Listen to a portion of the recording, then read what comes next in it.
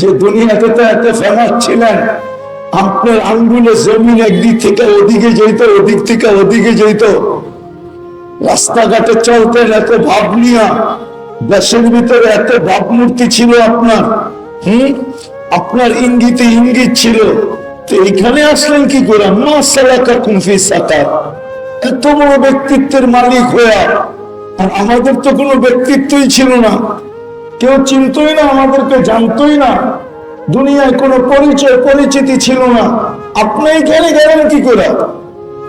তো চোখের পানি জড়াবে আর বলবে মা সালাকাকুম ফি সাকার ক্বালু লাম নাকু মিনাল মুসাল্লিন ওয়া লাম নাকু নুতঈমুল মিসকিন।